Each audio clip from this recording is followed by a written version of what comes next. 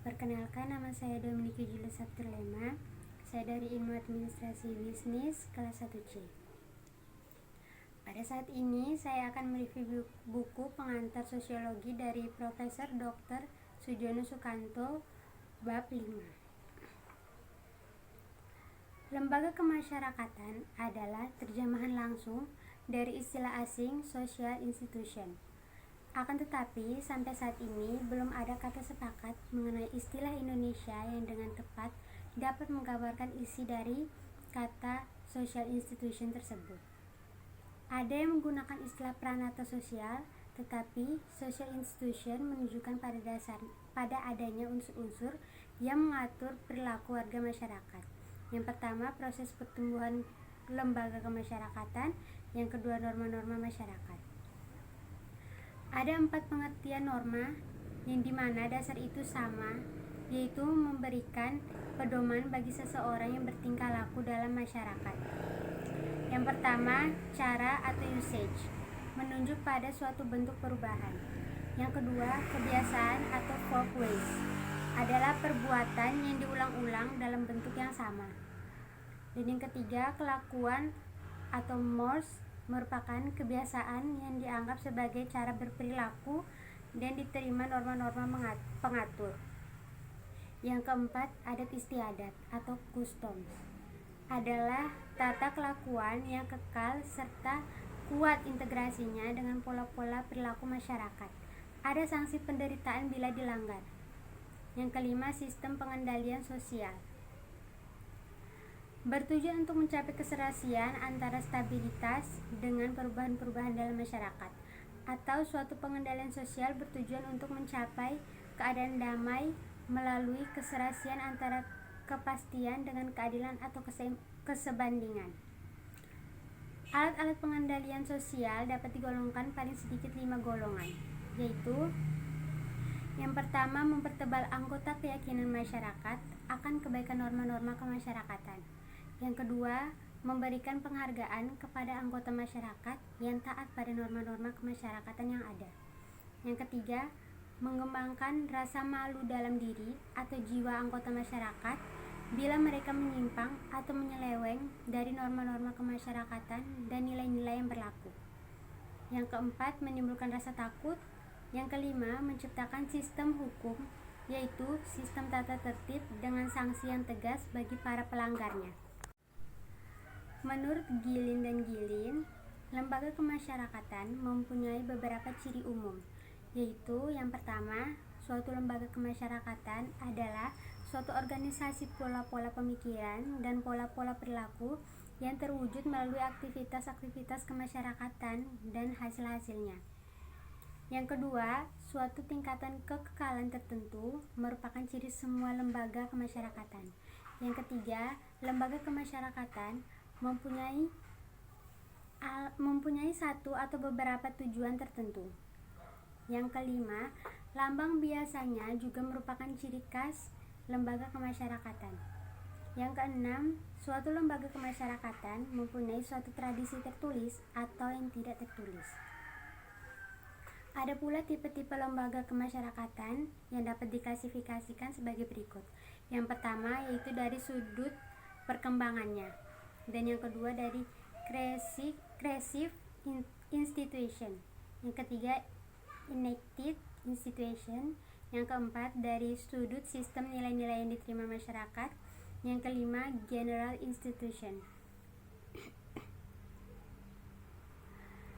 Telah lama para ahli-ahli berusaha untuk meneliti dengan cara atau metode yang menurut anggapannya paling efisien.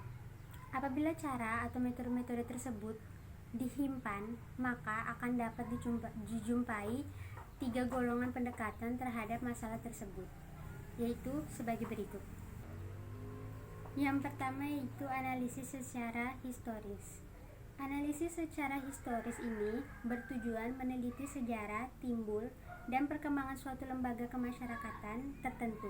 Misalnya, diselidiki asal mula serta perkembangan lembaga demokrasi, perkawinan yang monogami, keluarga bakti, dan lain sebagainya. Yang kedua, analisis komparatif. Analisis komparatif ini bertujuan menelaah suatu lembaga kemasyarakatan tertentu dalam berbagai masyarakat berlainan ataupun berbagai lapisan sosial masyarakat tersebut. Bentuk-bentuk milik, praktik-praktik pendidikan kanak-kanak, dan lain-lainnya banyak ditelaah secara komparatif.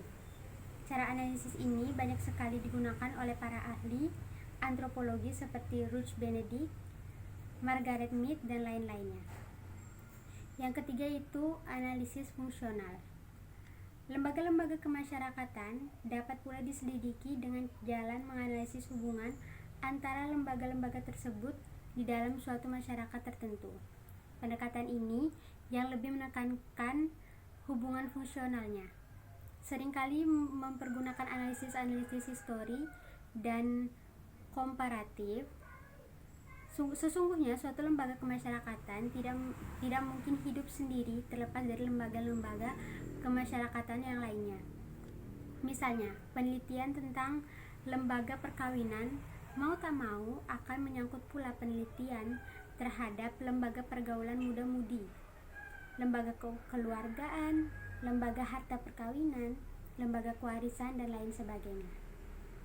Dari uraian tersebut dapat kita simpulkan bahwa ketiga pendekatan tersebut bersifat saling melengkapi, yang artinya di dalam meneliti lembaga-lembaga kemasyarakatan, salah satu pendekatan akan dipakai sebagai alat pokoknya, sedangkan yang lainnya bersifat sebagai alat tambahan untuk melengkapi kesempurnaan cara-cara penelitian tersebut. Pandangan sosiologis yang lainnya lebih relatif. Mereka menganggap bahwa sikap tindak menyimpang merupakan kegagalan mematuhi aturan-aturan dari kelompok. Kelompok merumuskan aturan-aturan dan berusaha untuk menegakkannya. Berdasarkan tolak ukur itu sendiri akan dapat ditentukan apakah seorang anggota kelompok melanggar aturan sehingga dianggap sebagai penyimpangan. Pandangan tersebut paling dekat dengan pendapat Becker, tetapi kurang memperhitungkan keraguan-keraguan yang mungkin saja timbul untuk menentukan aturan-aturan mana yang dapat dijadikan tolak ukur tersebut. Suatu masyarakat mencakup berbagai kelompok, masing-masing dengan perangkat aturan-aturannya. Tegasnya secara simultan, manusia menjadi anggota beberapa dari kelompok. Ada kemungkinan bahwa seseorang melanggar aturan kelompok tertentu, padahal masalah yang erat hubungannya dengan pengendalian sosial adalah conformity, yaitu penyesuaian diri pada norma-norma dan nilai-nilai dalam suatu masyarakat. Deviation, yaitu penyimpangan terhadap norma-norma dan nilai-nilai tersebut. Conformity biasanya sangat kuat dalam masyarakat yang tradisional.